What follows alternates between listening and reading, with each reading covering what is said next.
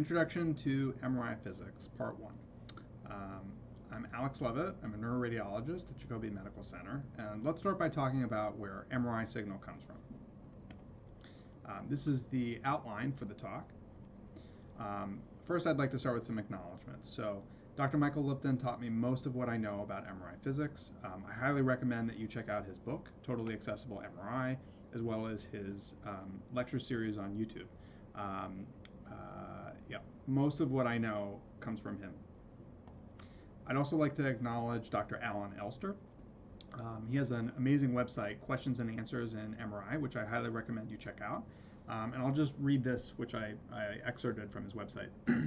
These were not questions of my own creation, but were questions actually posed to me by trainees over the years.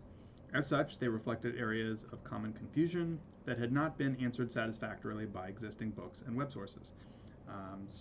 It's a unique website, really awesome. Highly recommend it. So why study MRI physics? So I'm going to start by reading an excerpt from the foreword of Dr. Lipton's Totally Accessible MRI book. It was written by Dr. Emmanuel Canal, who is another major figure in the world of MR physics education, also MR safety. I believe Dr. Lipton studied with him at some point. So this is what Dr. Canal says. All magnetic resonance technologists and all radiologists who work with magnetic resonance, MR technology, can be divided into two subgroups. One, those who understand the underlying physics principles and how to apply them, and two, those who do not. For so many patients, and for so many diagnostic considerations, the difference between membership in these two groups is minimal. So Dr. Canal is admitting that for many clinical scenarios, having a deep understanding of MRI physics is not necessary to do the right thing. So why should we even bother doing this? So I have 5 reasons. Number one, I think that it's really hard to distinguish flow-related artifacts from true pathology unless you have a strong foundation in MR physics. And this is actually something that I think kind of separates radiologists from clinicians who look at MR imaging. Our understanding of the physics is going to help us to recognize these flow-related artifacts. Okay, so many artifacts, I don't think you actually need to understand MR physics to recognize. If something doesn't persist across multiple sequences, it doesn't persist across multiple planes, there's a good chance that it's an artifact. But I think the flow-related artifacts, in order to recognize those, you really need to have a foundation in MR physics. Number two, MR safety. So I was asked to be the MR safety officer at Jacobi when I started, and it was a learning curve to step into that. I think that having a strong foundation in MR physics really helped me go up that learning curve much quicker.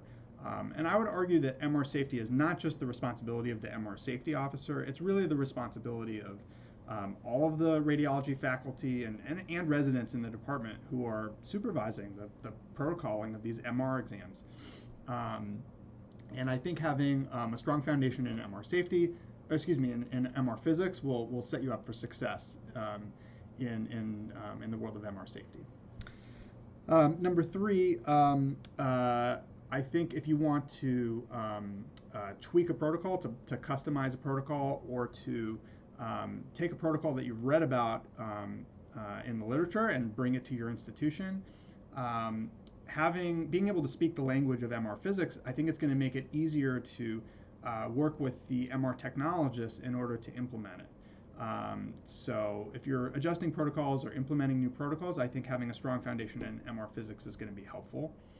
Number four, if your institution wants to pursue ACR accreditation for your MR, your magnet, there are all these criteria you have to meet, and honestly, it's like, I was asked to help with this, and I don't think I could have done it if I didn't have a foundation in MR physics. So I think having a foundation in MR physics is important for ACR accreditation of an MRI magnet as well. So that's 4 reasons. I said there would be 5. The 5th reason is just that I think it's really fun. MR physics is, I mean, the fact that people were able to come up with this, I think, is incredible. Anyways, I'm hoping I can share some of that with you, and that I can hopefully make it fun. So with that, let's get started.